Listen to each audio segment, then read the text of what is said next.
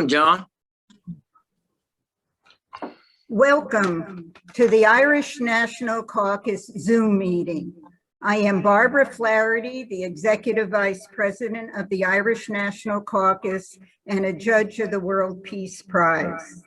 I am joined today by Father Sean McManus, President of the Irish National Caucus and Chief Judge of the World Peace Prize. Our guests today are John McMahon, an attorney and businessman from Massachusetts, and Richard Kerr, a Belfast Protestant who is now an American citizen living in Texas, who is a survivor of the KINCORA home and other abusive places in Northern Ireland. Father McManus, would you please lead the presentations? Richard, to set things up for the viewing audience, let me explain a moment, please, about how we became involved in your campaign. Belfast commentator and writer Donal Lavery, whom you know, telephoned me and asked me if the Irish National Caucus could raise your case in Congress, as we had done for Raymond McCord, also a Belfast Protestant, whose son, Raymond Jr., was murdered in Belfast in 1997. And because some involved in the murder were police informers and British agents, the British government covered up the murder to protect, presumably, more important people. We wanted to help Raymond McCord because of the intrinsic merit of his case, as we have done for so many Catholics, dozens and dozens of Catholics. But also because we knew that if a Protestant becomes a whistleblower and exposes crimes by the British government and British intelligence, that Protestant is isolated and shunned by his own Protestant community and the power structure in Northern Ireland of church and state. And for the very same reasons, Richard, we wanted to help your case. Your cause is just, and it takes great courage for you to speak out. We know how difficult that is. Furthermore, I deeply believe that ecumenism and reconciliation are at their very best and most authentic when Catholics and Protestants from Northern Ireland not only pray together for peace, but also work together for justice. So now, Richard, without intruding in any way on your privacy, please tell us the essence of your mistreatment and your struggle for justice. Equally, we know you have a case before the High Court in Belfast in Northern Ireland in the fall, so we do not want to infringe on that in any way. So now, Richard, go ahead, please. Well, thank you. I welcome you all here. Well, I was born in Belfast, 1961, in Northern Ireland. And I am a UK citizen.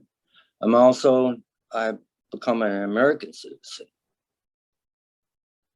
And I can speak from my experience is that 1966, I was removed from my mother at the age of 5. And I was placed in a state home. And that's where my journey began. They came at night and removed me. And I asked one time, where is my mother? They wouldn't tell me that. So anyway, that's where the journey began. And at the age of 8, I was firstly abused. It affected me. The first time I developed a stutter problem where I couldn't talk. I had speech problem. I had developed a learning problem, and I isolated. And since then, I was trafficked to certain locations. I didn't understand it as a boy. And then after a while, it became normal. And I didn't understand that either. And then I was transferred at 14 years of age to KINCORA, boys' home. And it never stopped. It continued. The abuse continued. It affected me physically, mentally, and spiritually. The hardest thing I've had to deal with was accepting it, to find a reason to find some recovery in it. I had a friend, and I had many friends who went through this. There's other victims and survivors. One of those friends was Stephen Warren. He died on a ship returning back from Liverpool to Belfast. He was 16 years of age, and he was in KINCORA. That's how the scandal broke, and they were investigating this. He died in November 1977. So I continued. These people were taking care of me. I was taken to hotels. I was taken to different locations in the north of Ireland, different parts of Europe, and then eventually to the United States. And the biggest thing was trust. I couldn't trust no one. I had a hard time trusting. My quest today is to get justice. I believe that justice, there has to be accountability. I'm requesting this not just for myself, I'm requesting it for the other survivors. Because what I learned was in the United States, I kept looking at those dollar bills, and the back of that dollar bill said one-line words, "In God we trust." I read it and I started to believe it, and things started to happen. I believe my experience can be a positive on what I've learned, that no child, this should happen to no child again. And I want the UK government to make an amends. Sorry does not cut it. Accountability, what can they do to make it right? My justice is for everyone. And I'm on this quest, I'm on this journey. It's not a destination. And I appreciate those who are on this journey with me. I remember the journalist who tried to get this message out, Lee McKee, who died in April of 2019. There was others who took the risk. Connell Wallace, Brian Cameron, and other survivors. Richard, I'm sorry, but your time is up and we're going to have to Thank move you. on to John. Thank you. Go ahead, John. Hello. Richard Kerr and I, on the face of it, have nothing in common. I grew up in the Republic of Ireland, but I was abused by a man starting in 1968 when I was 13 for 4 years. That man was a social worker who called on the institutional homes in Belfast, and it just so happened that after my dad had multiple strokes, we had to sell our house, and we sold the house to this man's best friend. So this man became our neighbor. And he took control of my life because Dad was in hospital. I didn't have a father. The social worker became a court clerk in 1969, and then he was in a position to protect all of his pedophile friends if they got into legal trouble. He, in 1968, knew some of the names that I later learned regarding the KINCORA story, including William McGrath, people who've been imprisoned for offenses. So it's a story that is strange because Richard Kerr and I should not have anything in common. We grew up in two different parts of Ireland. I was not in an institution, he was, and yet our paths crossed. We had parallel lives at a certain level. And I'm here because I want to confirm that this ring, these pedophiles were operating in Belfast as early as the 1960s. My abuse started in 1968. And the story for Richard that the British government has tended to put out is that the abuse started in KINCORA at the age of 15 or 16, which is the normal age of the boys there. But Richard was sent there at 14, and he was being sexually abused by the time he was 8. Imagine that, 8 years old. So another final part just confirms the British lockdown on the information is that I was not allowed to participate in the HIA inquiry, which was institutional abuse, because I was not a participant of the homes. The terms of reference were always very tight. If I had, I would have found out the police already had information on my abuser while he was still abusing me, that his flat was used by his best friend, a pedophile, to abuse one of the boys at Bournemore, one of the institutional homes. So despite all of this, I can here say that I'm here to confirm and believe in Richard and support him in any way I can for him to get justice and the support of the American people through their Congress. And I thank you very much for the opportunity to support Richard and the poor kids who've gone through this in Belfast. Thank you, John. Thank you very much, John.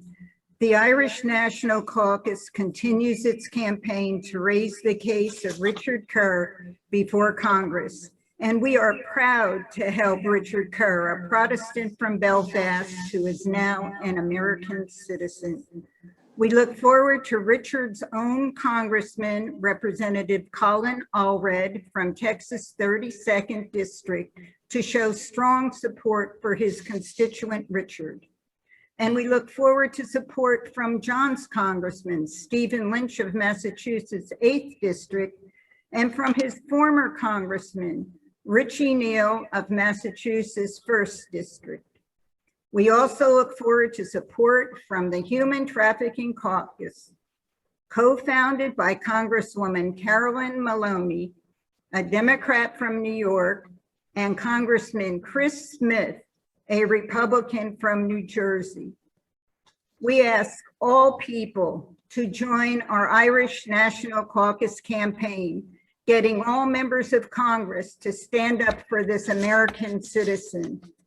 If American citizenship means anything, then all members of the US Congress should stand up for this United States citizen. Our presentation concludes with the reading of a poem by Donald Lavery titled The Life of Richard Kerr.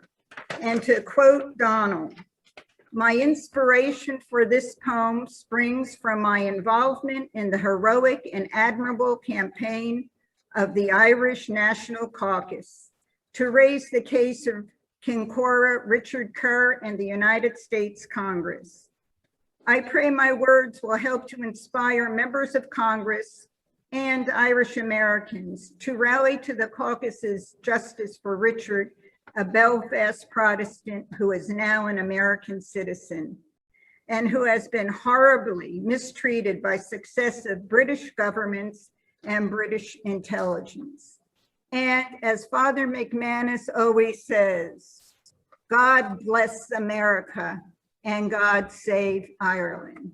Thank you for listening. Goodbye. Thank you. Thank you. Hello, the reason I'm making this video is actually to draw awareness just to the suffering and plight of a friend of mine someone who I've encountered through journalistic work. His name is Richard Kerr. He's a man in his 60s who happened to be a victim and survivor of the KINCORA boys' home and the wider child trafficking ring that was going on there. This poem is dark and emotive because it touches on the very difficult subject of child sexual abuse and also the people who protect those who are involved in that. For that purpose, given that children don't really comprehend what is going on when that occurs, I have used two, you might say, euphemisms or analogies to talk about that, in that when I mention the word they, I'm referring to paedophiles or abusers and also those who protect them in authority. And when I mention the word it, I'm referring to child sexual abuse itself. Part of the origin of this poem was also the work conducted by the late journalist, my friend Lyra McKee, in terms of her book Angels with Blue Faces, which I highly recommend. It's excellent. It too focused on aspects of Richard's life and what he suffered. But so here it goes. This is the life of Richard Kerr. At the age of 8, they took me away. Mom and Dad were told it was all for the best. But soon, the nice food and clothes at the home meant little.